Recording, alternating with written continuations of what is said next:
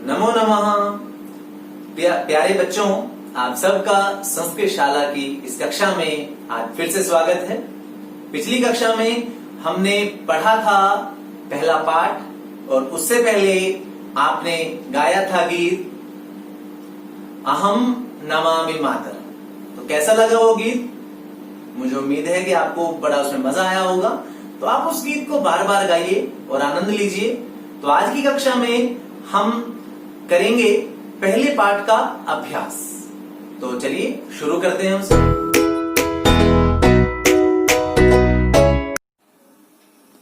अभ्यासः। प्रथमः प्रश्नः अस्ति उच्चारणं कुरुत। प्रथम प्रश्नस्य क भागः उच्चारणं कुरुत, अर्थात हमें यहां जो शब्द दिए गए हैं इन सभी शब्दों को बोलकर देखना है। जैसे हमने आज शब्द किए हैं उसी तरह के ये कुछ शब्द हैं। एक बार हम इनका उच्चारण कर लेते हैं। छात्रः। आप सब मेरे पीछे पीछे इन सब को बोलेंगे, मतलब मेरे बोलने के बाद आप भी इनका उच्चारण करेंगे। छात्रः। शिक्षकः। मयूरः। शुकः। बालकः। गजः। मकरः। बिडालः। मूषकः। चालकः। घटः। दीपकः। अश्वः। चंद्रः। गायकः। ये सभी शब्द उसी प्रकार के हैं जैसे हमने सुबह जो पढ़े थे शब्द, जैसे चषकः, वृद्धः, गायकः, बालकः, उसी प्रकार के ये सब शब्द हैं। अगला भाग देखते हैं इसका। ख भागः चित्राणि दृष्ट्वा पदानि उच्चारयत। यहां पर चित्र दिए गए हैं और हमें इन चित्रों को देखकर इनका उच्चारण करना है। तो चित्र देखकर, जो चित्र में जो भी यहाँ चित्र हैं उन सबको संस्कृत में क्या कहते हैं वो लिखा गया है। तो एक बार हम उच्चारणम कुर्मः। पूर्वम अहम करोमि अनंतरम भवन्तः कुर्वन्ति। आप मेरे बोलने के पश्चात आप भी बोलेंगे। कृषकः। कृषकः। वृषभः। भल्लूकः। भल्लूकः। मंडूकः। कपोतः। पर्यंकः। दूरभाषः। काकः। सौचिकः। एषः कः? बताइए। एषः सौचिकः। एषः कः? एषः काकः। एषः कः? एषः कपोतः। एषः कः? एषः मंडूकः। तो अगला प्रश्न देखते हैं।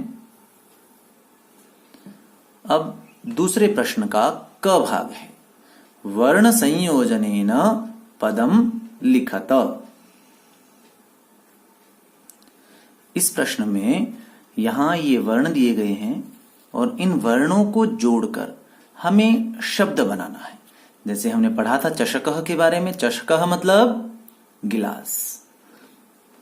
देखिए जैसे च अ, च में अ मिला तो च बन गया, श में अ मिला तो श पूरा हो गया और क में अह मिला तो कह ऐसा बन गया। और ये देख रहे हैं आप, ये च श क, ये इनके नीचे एक निशान लगा हुआ है। इस निशान को कहते हैं हलंत। ये जो तिरछी रेखा लगी हुई है छोटी सी, इसे कहते हैं हलंत। और ये हलंत व्यंजनों के नीचे ही लिखा हुआ होता है। क्या आप वर्ण की परिभाषा जानते हैं? वर्ण वह छोटी से छोटी इकाई जिसके और टुकड़े न किए जा सके।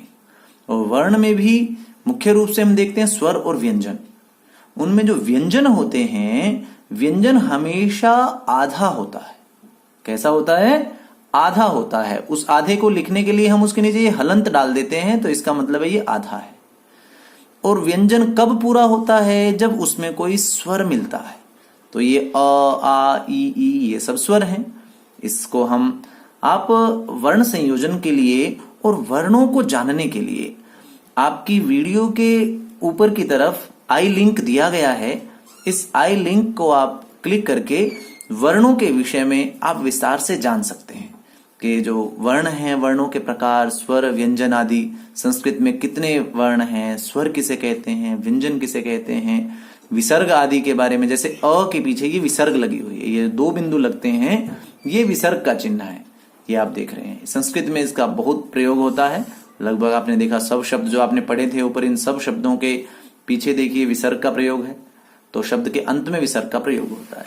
तो इस वीडियो को आप क्लिक करके देखेंगे तो आप को वर्ण भी अच्छे से समझ आ जाएंगे। वहां इस वर्ण संयोजन के विषय में भी बताया गया है। अब स, औ, स और औ को मिलाकर क्या बनेगा? सौ। च, ई, ची, क, अह, कह, तो मिलाया तो पूरे। अब हमें इन देखिए इन 2 के हम जोड़े बना रहे हैं, सौ, ची, कह, तो मिलाकर लिख दिया। यहां पर क्या बन गया? शौचिकः। इसी प्रकार श, उ, शु, न, अ, न पूरा हो गया, क, औ, कौ, तो मिलाकर बन गया शुनकौ। अगला है ध, आ, धा, व, अ, व, और त, अह, तह, धावतः, मिलाकर लिखेंगे तो धावतः। व, रि, व्रि, द, ध, आ। अब देखिए यहां पर अब तक हमने 2 के जोड़े बनाए हैं, लेकिन यहां पर ये द भी व्यंजन है जो आधा है, ध भी व्यंजन है, आधा है, और आह उसके बाद स्वर 2 व्यंजन इकट्ठे आए हैं। तो हम देखेंगे स्वर किस में जुड़ेगा। स्वर तो जिस व्यंजन के बाद तुरंत बाद स्वर है उसमें जुड़ेगा, तो ध, आह, धाह बन गया। तो ये द जो है ये आधा रह जाएगा, वरी, व्री, ध, आह, धाह, बीच में द हलंत है यूं का यूं, तो वृद्धाह, इस प्रकार बन जाता है मिलाकर। ऐसे ही ग, आ, गा, य, अ, य, न। अब न के बाद देखिए कोई और स्वर नहीं है, तो न कैसा रहेगा? हमेशा आधा रहेगा यहां। त, ई, ती, तो गा, य, न, ती, गायंती। इस प्रकार हम इन्हें जोड़ सकते हैं। अब इसका ख जो भाग है, ख भाग में क्या लिखा है देखिए, पदानाम वर्ण विच्छेदम प्रदर्शयत। पिछले प्रश्न में हमने क्या था? वर्ण संयोजनम, मतलब वर्णों को आपस में जोड़ना। हमने इन सबको जोड़कर और यहां पर लिखा। अब कह रहे हैं वर्ण विच्छेदम प्रदर्शयत। वर्ण विच्छेद कहते हैं वर्णों को अलग अलग करना। देखिए यथा जैसे लघु। अब लघु शब्द में आपको अब सीधा सीधा देखे तो ल और घु ये नजर आ रहे हैं। तो ल में आपको लग रहा है, कोई पूछे आपसे कि ल में और क्या मिला हुआ है, तो हमें देखने में लगता है कि ल में तो कुछ भी नहीं है, ल में तो ल ही है। लेकिन ल में मिला हुआ है अ, ल जमा अ, क्योंकि अभी बताया था व्यंजन हमेशा हलंत होता है। तो ल में अ मिला है तब ल पूरा हुआ है। यदि ल में अ नहीं होगा तो ये आधा ल होगा, ये ध्यान रखेंगे हम। और फिर घ जमा उह मिलाया तो घु, ल घु। ऐसे ही हम भी यहां पर अलग उस वर्णों का जो समूह है उसको अलग अलग करेंगे। अब यहां देखते हैं सीव्यति। सीव्यति में सबसे पहले सी हमने लिख लिया यहां पर सी। सी में क्या क्या है? स हलंत जमा ई। फिर है व कैसा है? आधा है। तो आधा है तो उसका मतलब इसमें कोई स्वर नहीं है, तो हमने लिख दिया जमा व, और हलंत करेंगे नहीं करेंगे? बिल्कुल। और दूसरी बात साथ ही स्वर जो है वह देखिए जैसे अ, उ, स्वर कभी भी हलंत नहीं होते, सिर्फ व्यंजन ही हलंत होते हैं, स्वर कभी भी हलंत नहीं मिलेंगे हमें। अब य आगे। अब य में क्या है बताइए अब आप? य जमा अ। और ती में ये तो आप आवाज आ ही रही है। अब आप मात्रा ये मत देखिएगा कि मात्रा त से पहले है, आपको ये आवाज के आधार पर निर्धारण करना है कि पहले किसकी आवाज आ रही है। ती में त पहले आ रहा है या ई की आवाज पहले आ रही है? त की आवाज पहले आ रही है, तो त जमा ई, और त को कैसा कर देंगे? हलंत। अगला शब्द है, अब हमारा बन गया, देखिए ये सी व य ती, सीव्यति। वर्णाह, वर्णाह को देखते हैं। अब व में क्या क्या है? व जमा अ। अब व के बाद किसकी आवाज आ रही है? देखने में तो लग रहा है कि ना है नीचे, यहां पर आवाज किसकी आ रही है? र की। वर्णाह, तो र और र भी कैसा है? र आधा है। जब र आधा होता है या तो वो सिर पर चढ़ जाता है या वो पैर में आ जाता है। तो यहां पर ये र सिर पर चढ़ा हुआ है, तो व जमा अ लिख दिया हमने, उसके बाद लिखेंगे र, और र भी कैसा है? हलंत, क्योंकि आधा है। और फिर है णाह, ण जमा आह, और ण हलंत है। तो वर्णाह। कुक्कुरऊ, कुक्कुरऊ में सबसे पहले कु, क उ, फिर क आधा है तो क हलंत, फिर कु है तो क हलंत जमा उ, और रऊ है र हलंत जमा औ, मिलाया तो कुक्कुरऊ। मयूराहा। एक और बात है, जब आप अलग अलग करें तो उन्हें वापस मिलाकर भी देख लें एक बार, आपको आप आसानी से चेक कर पाएंगे खुद कि आप जो अलग अलग कर रहे हैं वो ठीक कर पा रहे हैं नहीं कर पा रहे हैं। मयूराहा, म यू राह, तो म में म जमा अ, यू में य जमा ऊ, और राह में र जमा आह, ये अक्षर है। बालकः, बालकः में सबसे पहले बा है तो ब आ, ल में क्या है? ल अ, और कह में क्या है? क अ, तो मिलाएंगे तो बा ल कह, बालकः, ये बन जाता है। तो इस प्रकार ये हम पदों का वर्ण विच्छेद कर सकते हैं।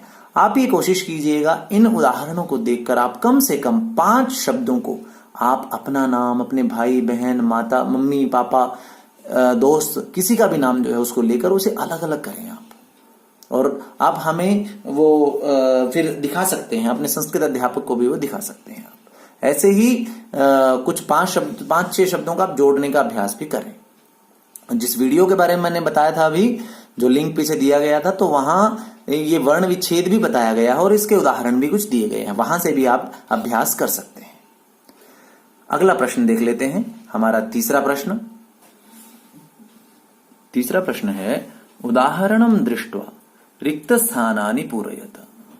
अत्र भवन्तः पश्यन्ति यत् उदाहरणानि सन्ति, एतानि रिक्तस्थानानि सन्ति, अयम एतत् उदाहरणम् अस्ति।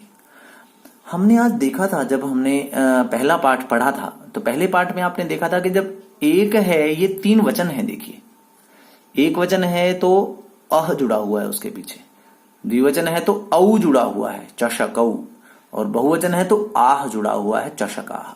यदि देखें तो शब्द इसमें कौन सा है? चषक। चषक में अह, औ, आह, ये जुड़े हुए हैं। हमने इसी को ध्यान में रखते हुए ये रिक्त स्थान भरने हैं, जैसे चषकः, चषकौ, चषकाः। अब यहां एक वचन भी खाली है और बहुवचन भी खाली है, तीनों में से एक तो देना पड़ेगा, नहीं तो हम भर नहीं पाएंगे। तो बलिवर्दौ दिया हुआ है, बलिवर्दौ, बलिवर्दौ है तो इसमें बलिवर्द शब्द है, और यहां जोड़ेंगे तो क्या बन जाएगा? बलिवर्दः। और बहुवचन में बलिवर्दाः। शुनकः, एक वचन में शुनकः हो गया। अगर 2 शुनक हैं तो शुनकौ, 2 से ज्यादा अगर शुनक हैं, कुत्ते हैं, तो शुनकाः। अब मृगाः, मृगाः हिरण, यहां पर इन्होंने इसे बहुवचन में दिया है। आप एक वचन बनाएंगे मृगाः से, जैसे चषकाः से बना था चषकः, तो मृगाः से मृगः, और द्विवचन में मृगौ, इस प्रकार बनेगा। सौचिकौ, फिर द्विवचन दे दिया इन्होंने हमें, तो सौचिकौ द्विवचन है तो एक वचन क्या बन गया? सौचिकः, और बहुवचन बहुत सारे दर्जी, सौचिकाः। और अंत में है मयूरः, मयूरः, मयूरौ, मयूराः, इस प्रकार। अब चतुर्थ प्रश्न को देखते हैं। चित्राणि दृष्ट्वा संस्कृत पदानि लिखत। आपने पहले प्रश्न में आपको चित्र दिए गए थे और कुछ उनके जो शब्द दिए गए थे, आपने उनको लिखा था। अब यहां पर आपको चित्र दिए गए हैं, लेकिन लिखना तो आपने है। आपको बताना है आपके यहां पर क्या आएगा। अब ये बताइए आप क्या है। किमस्ति एतत् गजः, एषः गजः। तो आपको इसके नीचे लिखना है सिर्फ गजः। किमस्ति एषः काकः, किमस्ति एषः चंद्रः, किमस्ति चंद्रः। कुछ और शब्द भी हैं। किमस्ति एषः तालः, किमस्ति तालः। एतत् किमस्ति, ये तो चित्र दिया हुआ था वहां पर। भल्लूकः, किमस्ति भल्लूकः। एषः किमस्ति, एषः अस्ति बिडालः, किमस्ति बिडालः। तो आपको इन सब वस्तुओं के नाम याद करने हैं। आगे आप इन सब का वाक्यों में प्रयोग करेंगे। जो भी आप शब्द पढ़ रहे हैं उस शब्द को समझते हुए आप पढ़ें, आपके वो अपने आप ही दिमाग में बैठ जाएगा। अगला प्रश्न देख लेते हैं। पंचम प्रश्नः अस्ति चित्रम दृष्ट्वा उत्तरम लिखत। चित्र को देखना है। देखिए चित्र दिया हुआ है आपके सामने और चित्र को देखकर लिखना है उत्तर में। यथा प्रश्न पूछा है, देखिए बालकः किम करोति। ये उत्तर उदाहरण के लिए लिखा गया है। ये प्रश्न पूछा गया है कि बालकः किम करोति। हमने पाठ पढ़ा था, पाठ में भी हमने प्रश्न पूछे थे, है ना। उसी तरह के ये प्रश्न है यहाँ पर। बालकः किम करोति, तो क्या लग रहा है कि ये बालक क्या कर रहा है। बिल्कुल ठीक आप सोच रहे हैं, ये पढ़ रहा है। तो कहेंगे बालकः पठति। ऐसे ही कुछ और प्रश्न दिए हुए हैं। अश्वौ किम कुरुतः। ये देखिए अश्वौ हैं, दो घोड़े हैं ये, और ये पूछ रहे हैं कि अश्वौ किम कुरुतः, क्या लग रहा है ये। तो अश्वौ धावतः, घोड़े दौड़ रहे हैं। तो अश्वौ धावतः। ये क्या है, पहचानिए। कुक्कुराः, शुनकाः। इनके लिए क्या नाम आया था पाठ में, शुनकाः, शुनकाः, शुनकः। तो शुनकः को ही कुक्कुरः भी कहते हैं। तो कुक्कुराः किम कुर्वन्ति। तो किम कुर्वन्ति, कुक्कुराः बुक्कन्ति, कुक्कुराः बुक्कन्ति। छात्रौ किम कुरुतः। ये देखिए छात्रौ हैं। छात्रौ मतलब दो छात्र, दो विद्यार्थी। दोनों विद्यार्थी क्या कर रहे हैं। तो छात्रौ तिष्ठतः, छात्रौ तिष्ठतः। अब देखिए ये क्या है। ये दृश्य हमने पहले भी देखा था। ये कृषकः अस्ति। कः अस्ति एषः, कृषकः। एतौ बलिवर्दौ। तो कृषक के बारे में पूछा है कि कृषकः किम करोति। तो कृषकः कर्षति, कृषकः कर्षति। और अग्रिम प्रश्न है इसका, गजौ किम कुरुतः। ये देखिए दो हाथी हैं ये, गजौ। तो गजौ किम कुरुतः, गजौ चलतः, गजौ चलतः। चल रहे हैं हाथी दोनों, तो गजौ चलतः। अब षष्ठः प्रश्नः अस्ति पदानि संयोज्य वाक्यानि रचयत। ये पद है, यहाँ एक तालिका दी गई है, ये अलग तालिका है। एक शब्द यहां से लेना है, एक शब्द यहां से लेना है और मिलाकर एक वाक्य बनाना है।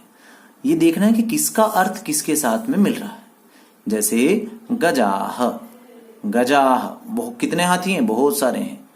तो गजाह, गजाह किम कुर्वन्ति, गजाह चलन्ति, गजाह चलन्ति। सिंहौ, सिंहौ कितने सिंह, दो शेर। तो जैसा कर्ता वैसी ही क्रिया, ये भी ध्यान रखना है। तो सिंहौ किम कुरुतः, सिंहौ गर्जतः, सिंहौ गर्जतः। गायकः। गायकः किम करोति? गायकः गायति। गायति। बालकौ। बालकौ किम कुरुतः? देखिए दो ही रह गए हैं। बालकौ पठतः। दो बच्चे पढ़ते हैं। और मयूराः, मोर। मोर क्या कर रहे हैं? मयूराः नृत्यन्ति। मोर नाच रहे हैं। तो अगला प्रश्न देखते हैं। सप्तमः प्रश्नः अस्ति मंजूषातः पदं चित्वा रिक्तस्थानानि पूरयत। अब मंजूषा से कुछ पद छांटने हैं। मंजूषा कौन सी है? मंजूषा है ये मंजूषा है कोष्ठक। इस मंजूषा में से आपको एक शब्द दिए हुए हैं, इनमें से कुछ छांटना है और रिक्त स्थान है, इनको पूरा करना है। जैसे पिछले प्रश्न में मिलाया था वैसे यहां पर भी एक तरह से मिलान ही करना है, रिक्त स्थान भरना है इन शब्दों में से। जैसे अब शब्द कौन कौन से हैं? नृत्यन्ति, नाचते हैं।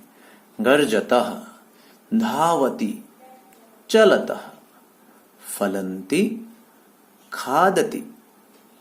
तो अब देखते हैं कौन कौन क्या क्या करता है, उसके अर्थ के साथ आपने मिलान करना है जिससे एक सही अर्थ वाला एक वाक्य बने। तो बताइए, मयूराः, मयूराः किम कुर्वन्ति? नृत्यन्ति। गजौ, गजौ किम कुरुतः? गजौ गर्जतः। गजौ गर्जतः। वृक्षाः, वृक्षाः, वृक्षाः किम कुर्वन्ति? फलन्ति। वृक्षाः फलन्ति। सिंहौ, अब दो शेर क्या करते हैं? सिंहौ, अब दो के लिए हमारे पास दो क्रियाएं हैं, गर्जतः या चलतः में। तो सिंह क्या करेंगे? गर्जतः। वानरः, वानरः किम करोति? वानरः खादति। और अश्वः किम करोति? अश्वः धावति, दौड़ता है, घोड़ा दौड़ता है। तो इस प्रकार यहां रिक्त स्थान हम भर सकते हैं। और अब हमारा प्रश्न है 8वां प्रश्न। सः, तौ, ते इत्येतेभ्यः उचितं सर्वनाम पदं चित्वा रिक्त स्थानानि पूरयत। अब सः, तौ और ते, इनमें से हमें एक शब्द छांटना है कोई सा और उसके आधार पर रिक्त स्थान भरने हैं। अब याद है आपको सह तौ ते? देखिए, एषः, एतौ, एते और सह तौ ते। सह का अर्थ क्या है? वह। वह कौन? जो हमसे दूर है। और तौ मतलब वे दो, और ते अर्थात वे सब। तो हमें देखना है वाक्य को समझ के कि वहां पे अगर एक की बात है तो फिर हम सह लगाएंगे, दो की बात है तो तौ लगाएंगे, और दो से ज्यादा की बात है तो ते लगाएंगे। तो ये हमें वाक्य को पढ़ के पहचानना है। यथा, जैसे अश्वः धावति। अब अश्व कितने हैं? अश्वः तो एक की बात हो रही है, घोड़ा, तो हमने भर दिया सह, सह धावति। ऐसे ही अब गजाः चलन्ति। अब ये कितने हैं ये आप इस क्रिया से भी पहचान सकते हैं और यहां पर जो क्रिया को करने वाला है उससे भी पहचान सकते हैं। जैसे चलन्ति बहुवचन में है तो बहुत सारे हैं, मतलब गजाः चलन्ति तो ते चलन्ति। छात्रौ पठतः। अब देखिए, औ द्विवचन में आता है, तह भी द्विवचन में आता है, तो छात्रौ पठतः। यहां पर क्या आ जाएगा फिर? तौ पठतः। वानराः क्रीडन्ति। बहुत सारे वानरों की बात हो रही है तो क्या आएगा? ते क्रीडन्ति। गायकः गायति। तो क्या आ जाएगा रिक्त स्थान में? सः, सः गायति। मयूराः नृत्यन्ति। तो क्या आएगा? ते नृत्यन्ति। इस प्रकार हमारा प्रथम पाठ अभ्यास पूरा होता है। अब कुछ 2-3 बातें यहां पर दी गई हैं जिनका हमें ध्यान रखना है, जो हमने इस पाठ से सीखी है, उन्हें भी देख लेते हैं। ध्यातव्यम अर्थात ध्यान रखने योग्य। क्या क्या ध्यान रखना है? एक तो संस्कृते त्रीणि लिंगानि भवन्ति। कितने लिंग होते हैं? 3। कौन कौन से? पुल्लिंगम, स्त्रीलिंगम, नपुंसक लिंगंच। पुल्लिंग, स्त्रीलिंग और नपुंसक लिंग। आपने हिंदी पढ़ी है, हिंदी में 2 ही लिंग हैं, पुल्लिंग और स्त्रीलिंग। यहां पर नपुंसकलिंग भी एक अलग है। संस्कृते त्रयः पुरुषाः भवन्ति। अब 3 पुरुषों की भी बात है यहां पर। कौन कौन से पुरुष हैं?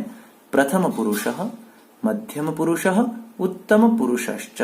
इनको हम आगे समझेंगे, आप अभी ध्यान कर लेंगे। 3 पुरुष होते हैं। और संस्कृते त्रीणि वचनानि भवन्ति। इसकी हमने जब पाठ पढ़ रहे थे तब भी हमने बात की थी। जो 1, 2 और 2 से ज्यादा के लिए जिस प्रकार प्रयोग हो रहे थे, तो 3 वचन कौन से हैं? एक वचनम, द्विवचनम, बहुवचनम च। तो इस प्रकार हमारा पाठ पूरा होता है। आप सब इसे अपनी संस्कृत की कॉपी में अभ्यास के इन 8 प्रश्नों को साफ साफ लिखाई में लिख लेंगे और इन्हें अच्छे से समझेंगे, क्योंकि आपने इन्हें रटना नहीं है, समझना है। और मैंने कोशिश की है कि आपको समझ आए, तो आप इसे अच्छे से कर लें। और आप हमारे जो आपके अन्य पाठ हैं, उन पाठों की वीडियोस को प्राप्त करने के लिए आप हमारे इस चैनल को सब्सक्राइब कर लें और बेल आइकन को भी दबा दें, जिससे कोई भी पाठ जैसे ही डले तो आपके पास में नोटिफिकेशन आ जाए। तो अपना ध्यान रखिए, स्वस्थ रहिए और मिलते हैं अगली वीडियो के साथ। धन्यवाद।